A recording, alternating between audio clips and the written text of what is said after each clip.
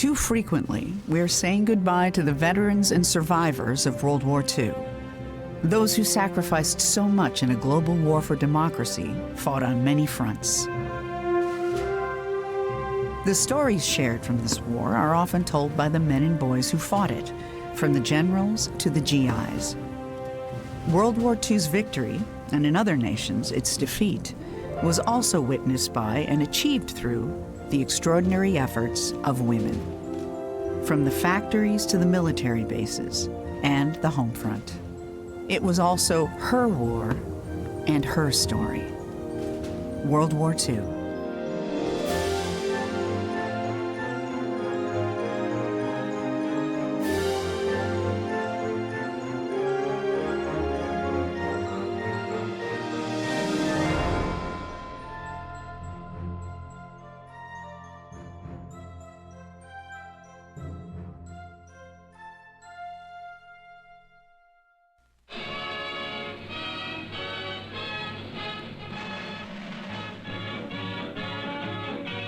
General Eisenhower said, "The Army needs and can use all it can get." Who are the women who will help retain the needed manpower for the production battle at home? Who are the women who will help fight our country's war? We are in the machine shop, in the repair shop. We rig the parachute. We guide our flyers home. At air bases here and overseas, women soldiers perform over 25 technical jobs. Ladies and gentlemen, General Marshall. The Women's Army Corps is an integral part of the Army of the United States, and its members, who are soldiers in every sense of the word, perform a full military part in this war. There are hundreds of important Army jobs which women can perform as effectively as men. In fact, we find that they can do some of these jobs much better than the men. As more and more American soldiers engage the enemy in combat, women must replace them at overseas bases and at posts in this country. Everybody was doing something. Everybody was happy to do something. They wanted to do things, and it was the most patriotic time I've ever lived through.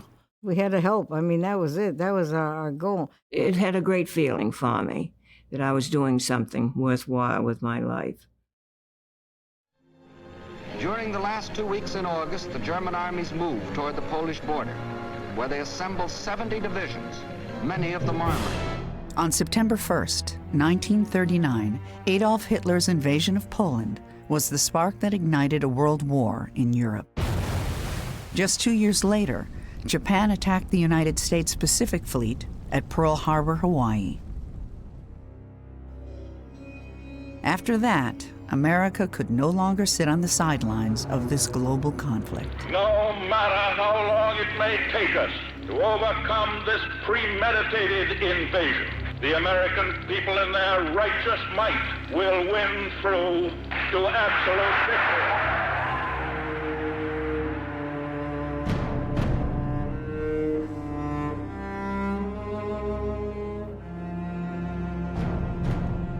Even as President Roosevelt's words echoed across the radio, hundreds of thousands were already signing up for what was now indeed a global war. Patriotic teenage boys and young men headed off to training, preparing them for the war in the Pacific and Europe. But who would now step into the shoes of these new American soldiers, sailors, Marines, and airmen, and produce the tools of war needed to defeat the enemy? It would be the same people who had been doing it in England since 1940. Millions of women. A comparable outcry was now coming from the United States. Train us to do the work. Give us the opportunity. Allow us to help win this war. Like their English counterparts, American women were not allowed to serve in actual combat. But they found their footing during the Second World War in the factories or on the home front. Hundreds of thousands of women also put on the uniform in military support roles. It was hard talking about it. It was almost like it was a forbidden subject and I should never talk about it. So, but plus in the meantime, it was easy to keep it a secret because nobody asked. Nobody remembered that sort of thing for years and years. It wasn't even discussed. Satisfied they had created the right sense of fear in the world, the Nazi leaders were now ready to strike. The hour had come. It was time to start conquering Eastern Europe. Long before the United States ever thought of getting involved in another world war, Adolf Hitler's Germany was already quietly killing tens of thousands of people in Europe. In the 1930s, Germany's Nazi Party targeted Jews, gypsies, homosexuals, political adversaries, and the disabled for death, all part of Hitler's plan for a master race. Irmgard Schmidt was a schoolgirl in Germany and witnessed the rise of Nazism. Opposite the church was a synagogue, and it was, all the doors were boarded up, and the Jews had sort of disappeared. There were none in our school anymore, no Jewish school children, and they were, by that time, wearing yellow stars.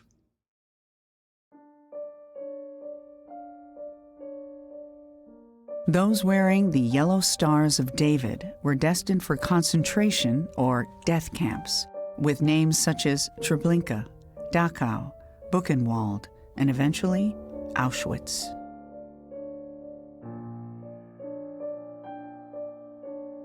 If you were young and non-Aryan in the late 1930s, a slave labor camp was most likely your first stop in Germany. Anna Arbeiter, Jewish, ended up at one in Poland. The Nazis planned to work the teenager to death. I came into Auschwitz, they put me in the kitchen, to work. We did the tables, we washed the dishes, I cleaned the room for the Germans, and I helped them out. I worked there maybe for, a half a year. Meanwhile, for German schoolgirl Irmgard Schmidt, life under Nazi control was part of her daily routine. German propaganda was everywhere. I was 9 years old. Uniformed men came to our school and put up posters of inscribed posters saying, "Die Juden sind unser Unglück," meaning the Jews are our downfall. Everyday Germans were training to become hardcore Nazis, especially young boys and girls. Parents were blamed if a child resisted. I was a Hitler Youth, but not by so much by choice. You had to. Every teenager, everybody had to join the Hitler Youth. It was automatic. You had no other choice. But it was not a bad experience because we went on field trips, almost like the Girl Scouts here. It was very similar. Irmgard Schmidt was aware enough to understand what was going on, but had to fall in line with her schoolmates. There were propaganda stories that during the war, Germany became happier. The German population became happier. People were yelling, screaming, Heil Hitler and down with the Jews and die Juden sind unser Unglück. I had information coming from all sides. There were the posters, there were the soldiers coming in and saying Germany is the greatest, the best, the finest, and our beloved Führer Adolf Hitler, unser heißgeliebter Führer, stuff like that. And I heard my father talk in whispers about how bad Hitler was because he was after the Catholics. But often my father was drunk when he said these things, so there was a measure of suspicion about him as well as everyone else. It was safer to stay quiet and go about your daily lives. Subservience kept you alive.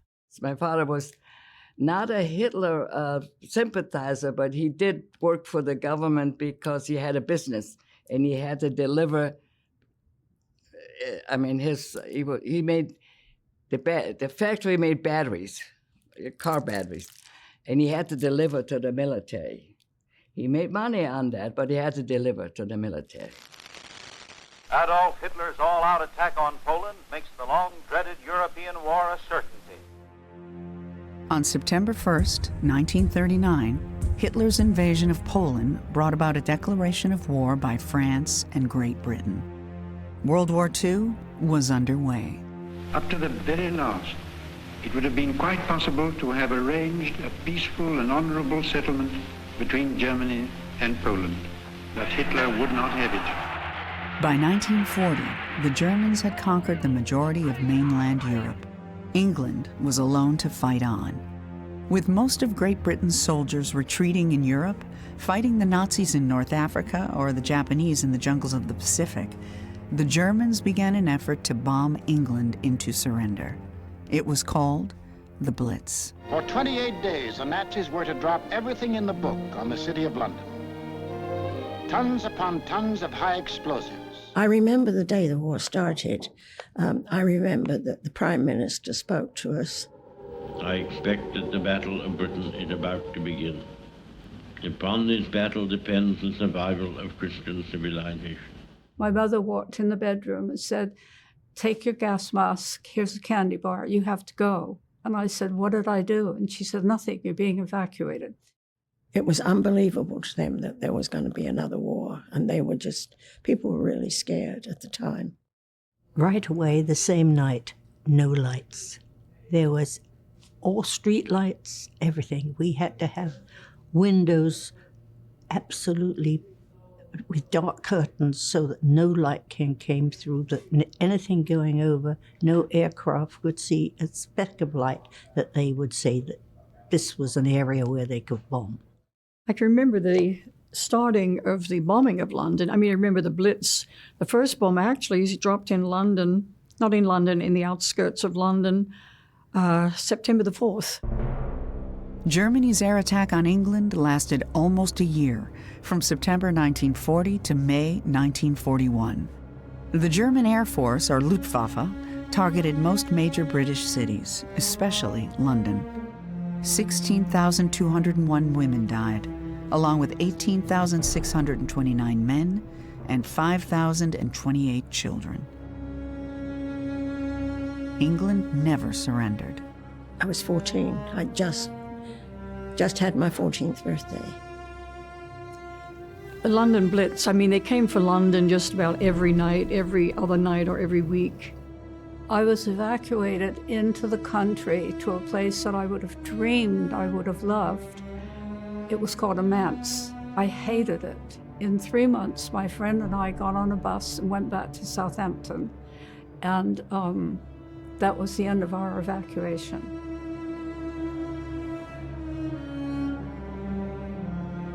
British spirit was certainly tested between the Blitz and several early defeats in World War II, but England's resolve never broke. There was no better example of this than during May 26th to June 4th, 1940, at a beach on the northern French coastal city of Dunkirk. In what's called the Miracle of Dunkirk, England managed to evacuate an incredible 300,000 of its surrounded soldiers from the beachhead there, along with many French fighters. The British Navy proved heroic in ferrying the men back across the channel to safety. But hundreds of civilians, using their small pleasure boats, aided in the incredible evacuation effort too. We were close enough to hear the guns and hear the noise, and we all understood that all the little boats were going out to pick up the people. German anger intensified after the embarrassment at Dunkirk, with more nightly bombing raids on English cities. The night the house got bombed, I was at the end of the air raid shelter, which was about this long, and the sack did this, and the earth kind of came in. And it was the only time in my life that I truly thought, I'm going to die right now. My mother and grandmother went into the country. We had a cottage down there, and they and my aunt and her 2 daughters and my youngest sister were down there. And my mother said she can remember so clearly the night they bombed Coventry. And that was when 2,000 bombers came over from... It was a constant stream of bombers going over. And of course, in the in the morning, there was nothing left. There was not a stone upon a stone left in Coventry. The biggest thing for me in the war was the noise. Everything was noise. It just seemed like, and of course, everything that came down from the sky made a different kind of noise. And that was probably the scariest thing. Across the Channel, the enraged Goering took personal command of the operation. With World War II now raging on several fronts, Jewish teenage slave laborer Anna Arbeiter arrived at the Nazis' most infamous death camp, Auschwitz, near Krakow, Poland. Her future husband, Izzy, was also there. Auschwitz, a combination of 3 separate camps, had one purpose: to murder people. At its peak, some 10,000 prisoners a day were gassed, shot, and cremated. Jews, Gypsies, Russians, political detainees, and other undesirables. Nobody knew their fate upon arrival. Everyone tried everything to stay alive. And every time when I would clean the tables, I asked the German, the big shots, Herr Becker, whether we can take the food, what they left, like rolls. They didn't touch it, some food, not what they eat and left it, some things, and he said to take it, because I wouldn't do it, As Anna Arbeiter searched for her next meal and tried to stay useful to the Germans, women in England continued mobilization for the war effort. The Blitz seemed to be over. British women could not fight in actual combat, but that didn't stop them from joining branches of military service early in the war. Soon enough, their resolve and patriotism would prove a model for women in the United States. Everybody in England had to register between the ages of 16 and 45. And so you had a choice. They would call you up. You're conscripted, drafted. And you had a choice of Army, Navy, Air Force, or nursing.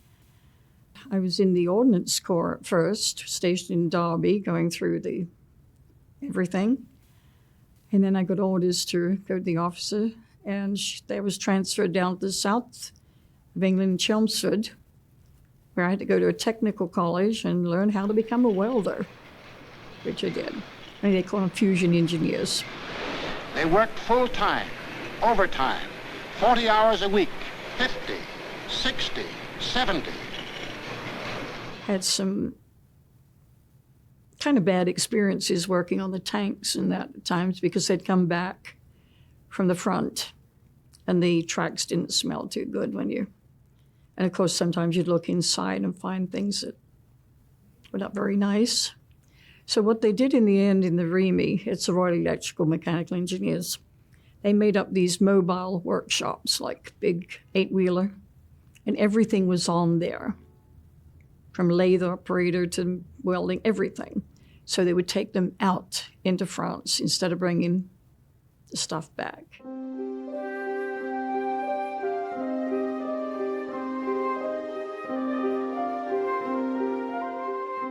War rationing also became the norm in Great Britain, as it would soon in America.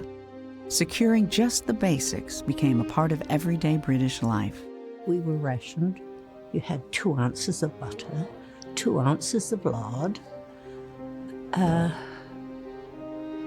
ounces of margarine, a pint of milk, this is a week, and 12 ounces of meat. But it was a time of when we were all worked together, we were fighting for one cause, to get rid of somebody that was doing a lot of harm in the world. In the fall of 1941, frustration grew in Great Britain as the English soldiered on alone against the Germans. Nerves were fraying. And pretty soon we were a little bitter because the Americans weren't joining in. But pretty soon they joined in. The next thing you know, the Yankees are coming. We were told you must not date Americans because they're oversexed, overpaid, and over here. I like to think I've been around the block a time or two. So the first American I met, I told him that. It didn't mean what they meant. It just meant we had seen a lot of life.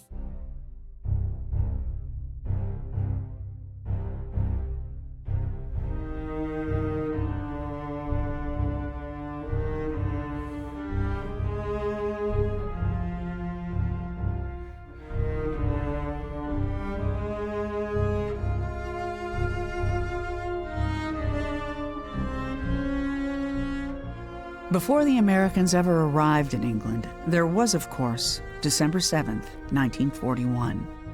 The Japanese sneak attack would launch America into the Second World War and a two-front battle.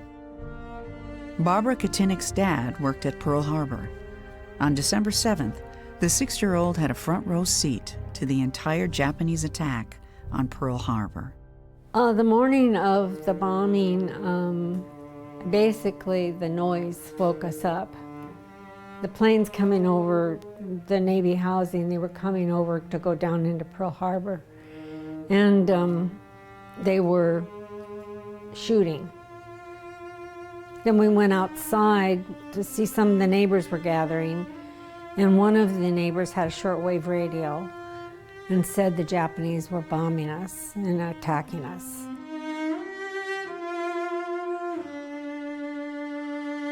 My dad said he could see the metal. He said, this is the real thing.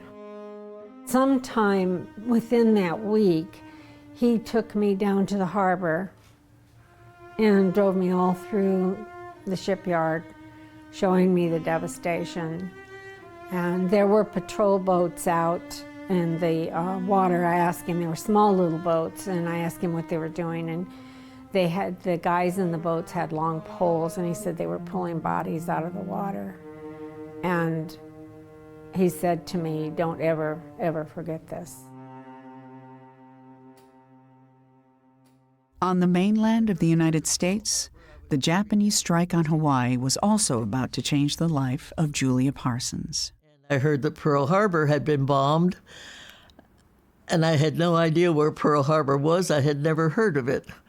I had no idea it would have such a tremendous impact on my life. When the war first broke out, I was too young, but my brother, my cousins, my whole family went in. But the women, we had to be 20. We released the guys so they could go and fight, and that's what they told us. We're taking the place of the men to win.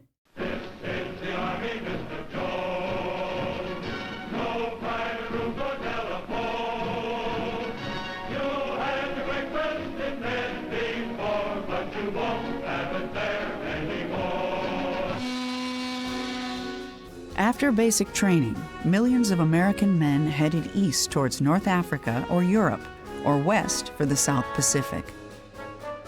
So who would now work in the factories, building the planes, jeeps, tanks, and trucks, and producing guns and ammunition for the fight?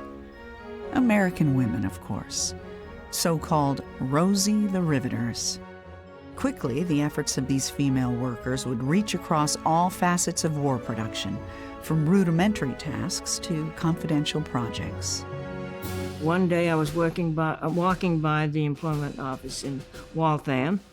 I lived in Waltham when I was working at Raytheon, and they had a notice in the window that a man would be coming up to search for employees at the Fall River Shipyard, people that would like to start working there, producing their products there. And one of them would be welding, not Rosie the Riveter exactly, because we're not putting rivets in ships at that time. Probably they were a few years before. So I decided I'd go in and talk to the man, and sure enough, he talked me into applying for a job in 5 minutes. I went to the Fall River Shipyard, and they said, we'll send you to school 3 days. You'll learn how to weld overhead, vertical, and horizontal, which I did in 3 days, graduated with honors. Then I went out on the water to work, and I worked everywhere. The superstructure, in the engine room, ICC room, welding, all by myself for 8 hours a day. But you know, we were very fortunate. We had the materials in this country to work with. We were very fortunate. And we did have all these women available.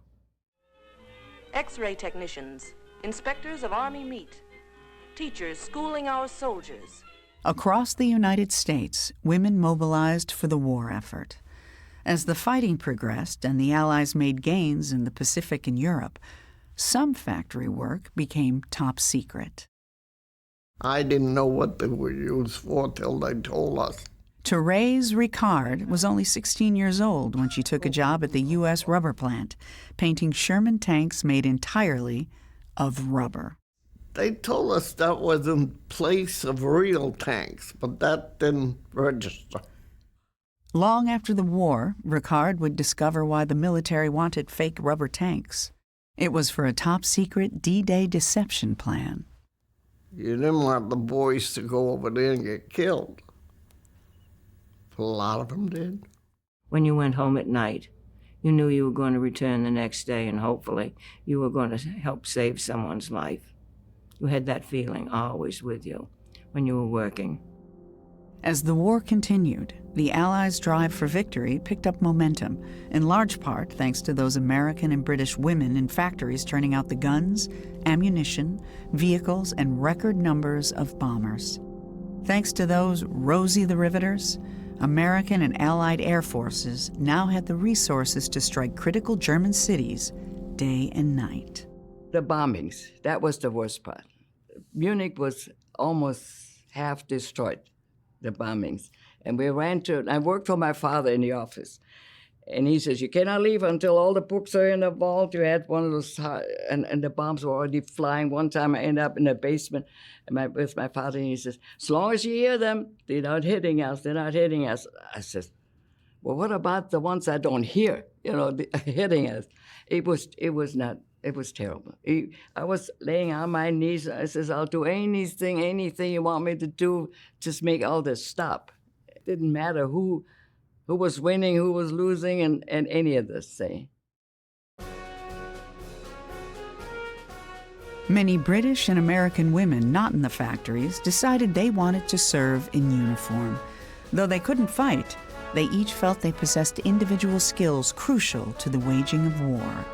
More than 350,000 enlisted in female-only branches of the Army, Navy, Coast Guard, Marines, and Air Corps in the United States alone. They went by the acronyms WACS, WAVES, SPARS, and WASPs. It didn't matter if they were black or white. Someone suggested to me, why don't you join the service? This was something fairly new. During World War II, the American military was segregated for both men and women. That didn't stop Dolores Ruddick from joining the first and only all-black female battalion in the Women's Army Corps. The 688 Central Postal Directory Battalion included 5 companies totaling about 850 black women. We were working 3 shifts a day, so that was it, and we got the mail out, sorted it out, and directed it to where it was supposed to go. Those soldiers who were deceased sent them back to the States or to the family. Those who were on duty mailed it to them. The mail was sorted. You could tell who was going to get what mail and where. Anna Mae Robertson also signed up with the 688th. Their unit wound up in France, moving all the mail that kept soldiers on the front lines in touch with family back home. We got the job done. Getting the job done was a common goal for American women during the war years, no matter where the job took them or their assignment. We danced every night with soldiers, many of whom were very poor dancers. And the phrase I shall always remember is we had to dance every night, and we were working 7 days a week, 12 hours a day. You see these young kids come in messed up.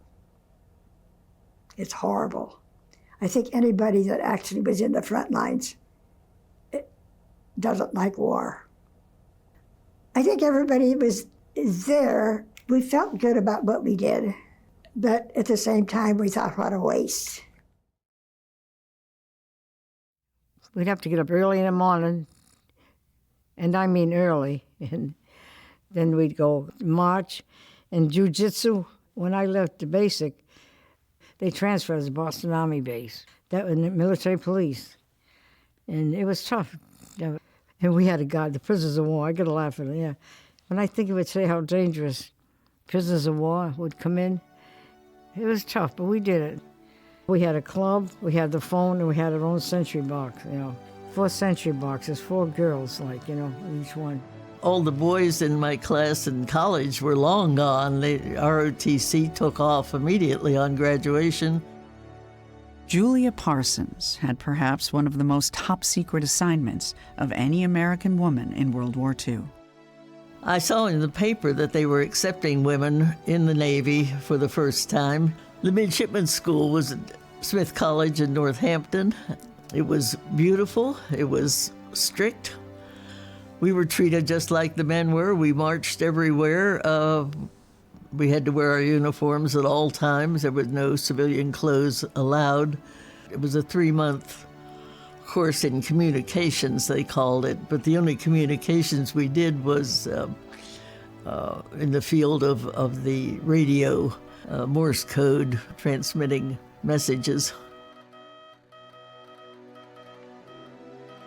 I don't really know how I was assigned to Washington, D.C. They just gave us our orders and we followed them. We were all put in a room and someone came in and said, "Does anybody know German?" And I raised my hand and I said I had 2 years of it in high school. And that was it. I was the only one who had any German. So they immediately shipped me to the section called Up 20G, which was the German submarine traffic. We were not all sent to code-breaking places. There were many who went to Washington who went to other divisions of the Navy. Not every servicewoman in World War II had a top-secret job like Julia Parsons' Enigma code-breaking assignment. Most women contributed in their own way. Those who worked in the factories or a branch of the military felt they positively impacted the war effort in some manner. I was a wacky whack in the Women's Army Corps. And when I enlisted, signed up, I wanted to be a driver at some big shot and work in the motor pool. But all I had was secretarial training, so they stuck me in the secretary's pool. Alba Thompson's job was far from the routine. It was history-making. Thompson found herself out in the Pacific, working on the staff of one of World War II's most famous leaders, General Douglas MacArthur, commander of all forces in the Far East Theater of War. General MacArthur was a man who, when someone recommended me for a promotion, said, "What has she done?" This is me standing in the room, I wanted to fall through the floor, of course, since this was the wrong way to do all of that, of course. And the State Department man who was recommending me said, "She is a superior officer," with which General MacArthur replied, "I don't have any other kind. What else has she done?" But there was no quarter given as to what your sex was or what your background was. You just were expected to work and to work at a very high level. But he had the same standards for himself. General MacArthur was forever the polished general officer who brooked no interference. He required the highest kind of work ethic and creativity, too, if that was ever in the books. I don't ever recall him making a personal remark to me that indicated I was the only woman on his staff or anything of that kind. Douglas MacArthur recognized Alba Thompson's brilliance.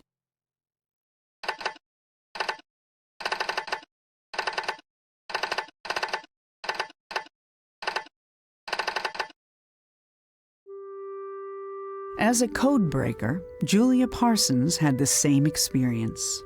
The military, it seemed, did not discriminate when it came to brain power or talent. As in Great Britain, in America, it was liberating to be a part of something much greater than oneself. Women like Julia Parsons had a role in saving lives and winning the war in Europe. That's all they asked for in World War II, the opportunity to help. I have no idea how the Navy or anyone else picks a codebreaker. I guess you have to have a mathematical mind because the mathematics does come in there, and certainly into the Enigma machine. This section that I was in did the German submarine traffic only, the U-boats they called them. England had gotten so overwhelmed that they finally asked if the United States could take part of the code work, and they were happy to do it, and we did. All of the units at the Communications Annex used the Enigma machine. Parsons' work as a codebreaker had the highest clearance possible. Very top secret. We were threatened with everything under the sun if we ever divulged anything. The posters would say, loose lips sink ships, and that was the motto to go by. Just don't say anything at all, and we didn't. My primary job was to learn how the Enigma machine worked. It wasn't a very big machine, but it did have a standard keyboard, and it had 4 rotors, which we called wheels. The code of the day had what was called a wheel order. This was changed every 24 hours, and the setting on the wheels was changed every 12 hours. So the code was fundamentally only good for 12 hours, and then we had to work on it again to get the other 12 hours of the day. The alphabet lined up from A to Z on both sides of the wheel. When you pushed the keyboard letter, it came up as perhaps an E, but it would never come out as an E because the letter could never be itself. And this went in then the next wheel as a letter, and came out another letter and another letter for all 4 wheels. And with each stroke of the keyboard, the wheels rotated one time. Sometimes they rotated twice. It was just about as safe as a machine could be. We got all of the radio messages from all over the North Sea, Europe, and then tried to decide what they were saying. We would run what we thought the message said below the code itself. And if anything crashed out, if the letter came under a letter, we knew that it didn't say that. Then you'd move the code words that we thought it said, would move it over one letter and try it again in another letter. If we got a whole line of perhaps 26 words, 26 letters, that would be enough to make a crib, to make this menu. These numbers then were put into the computers that we had in the basement of the building. This was the computer that Alan Turing and his crew put together. Nobody in our group knew everything, but we did get to go down and see the machine at one point. But the numbers were put into the computers, and the computer would spit out every possible wheel order that could produce those numbers. And then we would get the numbers back in our office, and they would be tested to see if they were coming out in German. Most times, of course, they did not. But when we got one that did come out, we had broken the traffic for that morning or afternoon or whatever. Even after the war ended, the Germans still had no idea that the Allies had found a way to decipher their coded Enigma messages. We knew their tricks. You always used a dummy word first, and you always made it a different length, and you always left a few spaces and threw in something that was not important. What made it easier for us to break the code was the U-boats appearing on the surface to recharge their batteries. And during that time, they had missed all the controls messages that came, and they would then radio back to control and say, I have missed messages, say 289 through 314. The only ones they repeated were the important ones. We knew they were the same message that we had broken the traffic for 2 days before. So that was easy then, and they got careless in repeating that. They should not have used the same message exactly worded as it was, but they did. And when the German sub-skippers wired back to control saying, I think they're reading our messages, every time I wire control for missed messages, within a half hour there's a plane overhead. And Admiral Dönitz, who was the head of all German control, kept saying, no, impossible. They could not possibly read our messages. They cannot read the Enigma machine. It was frustrating when we couldn't break the code, but we always assumed that if we couldn't do it, the next watch could. When we did finally break the day's traffic, we were just so excited. It was almost like Christmas for us when things did work out. Each hour, and the enemy's hedgehog defenses are ahead. This is the supreme moment of invasion. This is frontal assault on an entrenched enemy. Just as British women had endured the Blitz in the early days of the war, those civilians living in Western Europe had the fighting brought home to them too on many occasions. None more impactful than on June 6, 1944, in northwest France. D-Day. Remember Thérèse Ricard and those fake rubber tanks? They were part of a ruse in England. A fake army led the Germans to believe the Allied invasion would come at Pas-de-Calais, France, the closest point between Great Britain and France. Instead, the attack came further south in Normandy. The D-Day invasion was horrific for those civilians living on the coast there, especially behind Utah Beach. We had the feeling we were going to die. The next shell is going to hit us and we're going to die. We would have stayed in the house, but it was crumbling all around us, all the plaster, all the windows crumbling and smashing. We couldn't stay in the house anymore, so we decided to move outside to a trench that belonged to another family, and to be together there. We prayed all night. It was shocking. Everything was moving in the house. The earth was shaking from all the shelling. We were right in the middle of the battle. We could hear the bullets passing everywhere. Many of the enemy troops didn't know what hit them, and the cooperation of the French aided our cause. Despite D-Day's success and victory in Normandy, Julia Parsons and her female codebreakers weren't done with their Enigma codebreaking assignment. Toward the end of the war, when the Germans knew they were losing, they got very careless. And that was one of the ways in which we finally did finish the German submarines.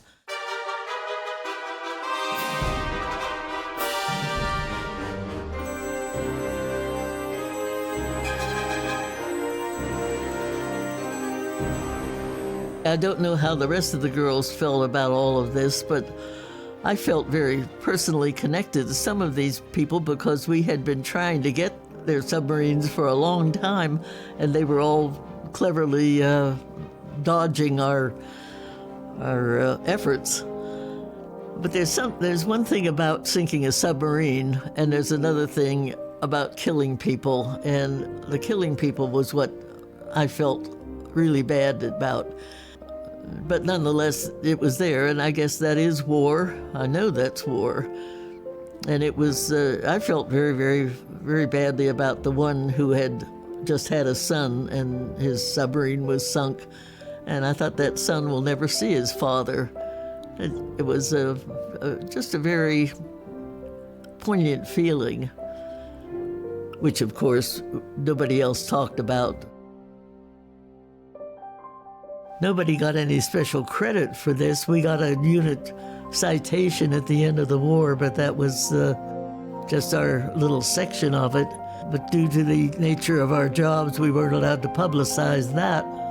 It was not a matter of reward. We just wanted to break that code, and it was a fixture in our minds.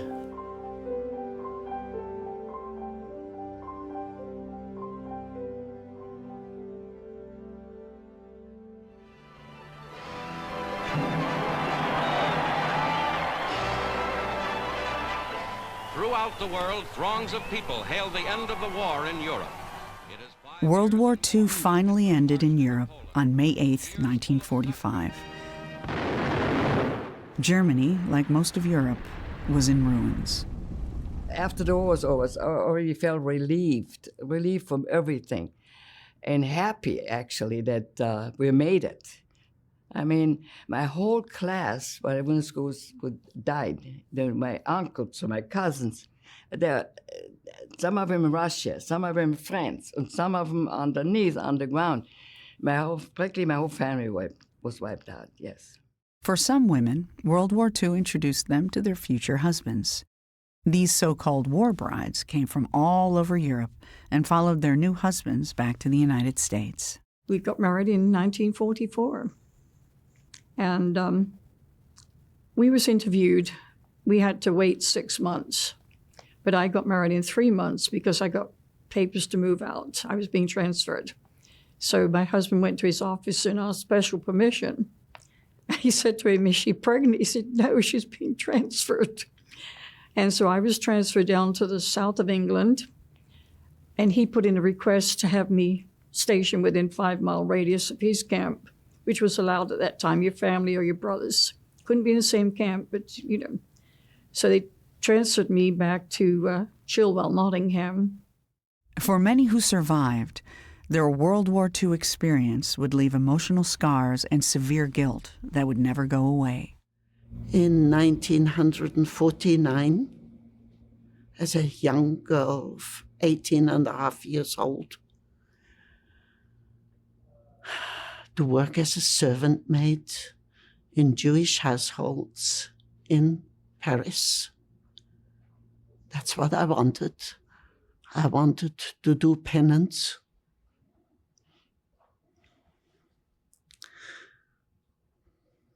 Sometimes it was penance, and sometimes it was redemption. And after many years of both, after 3 or 4 years of working in England and in France, to do my stint there, I didn't feel guilty about it anymore.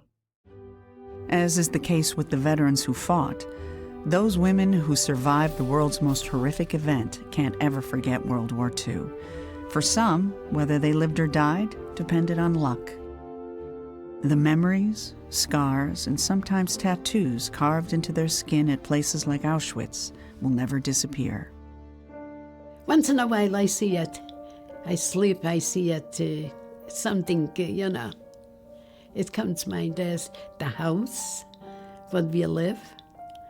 I wouldn't say it, we were millionaires. We were, you know, 2 rooms, 7 kids, and a father and God. I come from a nice family. Everybody were poor in Poland. They were not rich. They were maybe. They were rich people, but not many. You know, they worked hard, and they comes this, and for no reason, because you're Jewish. Look at this. I came into Auschwitz. They started yelling in German, at least German I understand a little. Sometimes comes back everything. Yeah, and you know, when we came in, we had to take off the clothes. They tell you to pick up the hand. 14-year-old girl. They start to shave, you know, with that. They shave up my head. I had no hair. In Auschwitz, I had no hair. In Bergen-Belsen, my hair started to come in a little bit. And we took, you know, a piece of rag there and just covered up, and that's it. And one grabbed this hand, and one is this hand. They put the needle in this, and that's it. And I looked around, and I said I would be better off maybe to go with my parents. You know, they were dead. Yeah. I didn't believe it I'm going to come out. Never.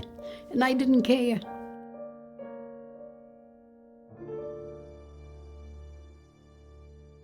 On September 2nd, 1945, World War II officially came to an end with the unconditional Japanese surrender on the battleship USS Missouri in Tokyo Bay. By then, some 60 million people were dead, both soldiers and civilians. Like everyone else, the women of World War II were caught up in the events of that time. They too returned home and went on with their lives, part of a generation, both male and female, who answered the challenge of preserving democracy. Oh, I look back with great pleasure. I loved being in the service. It was thrilling. It was really nice. Everyone thought I had a desk job, which I did, but it was not a desk job as they had in mind, and that used to hurt the ego because you knew what they were thinking. But that was the way it had to be. I think it's interesting that the country came together as a whole, in spite of the fact that half of the people detested FDR. But they followed him, they backed him, they pushed everything, they did everything they could, everybody did. It was just a fantastic time in our history. Probably the most exciting part of my life. Well, when I come home, like, you know, my cousins from New York and all, they all came down to my house and all that, you know. It was a terrific feeling. Codebreaker Julia Parsons never spoke about her job until just recently. She kept her pledge of secrecy for decades. Only when her work was officially declassified did she start to share her story. I finally told my husband one night when we were all sitting out on the patio with some neighbors, and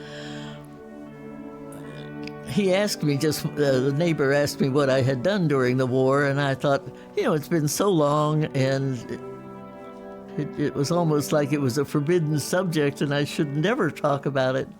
I didn't know that it had been declassified, for one thing. Nobody ever let us know, and I asked somebody in the Navy that I knew, I said, why did they not tell us? Was this ever in the papers? They didn't have any idea about the papers or why it wasn't announced publicly. But they said that the Navy keeps no track of where anybody is, so they didn't know where anybody was to let them know that they could now talk about it. One of millions of women who lived through the war or played a role in securing eventual victory. Her war, her story, World War II.